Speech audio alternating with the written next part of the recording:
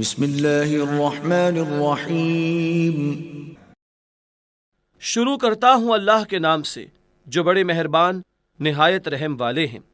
وَإِذِ اسْتَسْقَى مُوسَى لِقَوْمِهِ فَقُلْنَا اضْرِب بِّعَصَاكَ الْحَجَرَ فَانفَجَرَتْ مِنْهُ 12 عَيْنًا قَدْ عَلِمَ كُلُّ أُنَاسٍ مَّشْرَبَهُمْ كُلُوا وَاشْرَبُوا مِن رِّزْقِ اللَّهِ وَلَا تَعْثَوْا فِي الْأَرْضِ مُفْسِدِينَ۔ اور وہ زمانہ یاد کرو جب حضرت موسیٰ نے پانی کی دعا مانگی اپنی قوم کے واسطے۔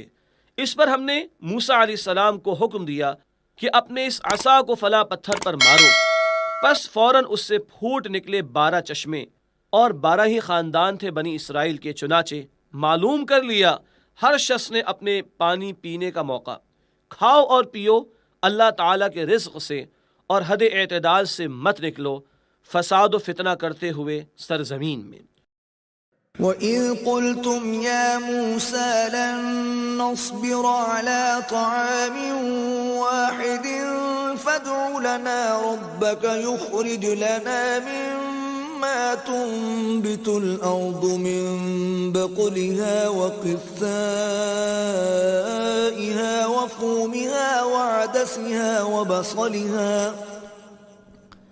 قال أتستبدلون الذي هو أدنى بالذي هو خير اهبطوا مصرا فإن لكم ما سألتم وضربت عليهم الذلة والمسكنة وباءوا بغضب من الله ذلك بأنهم كانوا يكفرون بآيات الله ويقتلون النبيين بغير الحق ذلك بما عصوا وكانوا يعتدون۔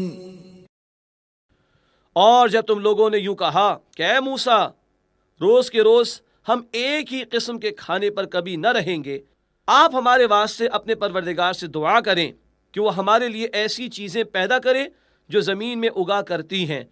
ساگ ہوا، ککڑی ہوئی، گیہوں ہوا، مسور ہوئی، پیاز ہوئی۔ آپ نے فرمایا کیا تم عوض میں لینا چاہتے ہو ادنا درجہ کی چیزوں کو ایسی چیز کے مقابلہ میں جو اعلیٰ درجہ کی ہے؟ کسی شہر میں جا کر اترو، وہاں البتہ تم کو وہ چیزیں ملیں گی جن کی تم درخواست کرتے ہو۔ اور جم گئی ان پر ذلت اور پستی کہ دوسروں کی نگاہ میں قدر اور خود ان میں اولو العزمی نہ رہی، اور مستحق ہو گئے غضب الہی کے۔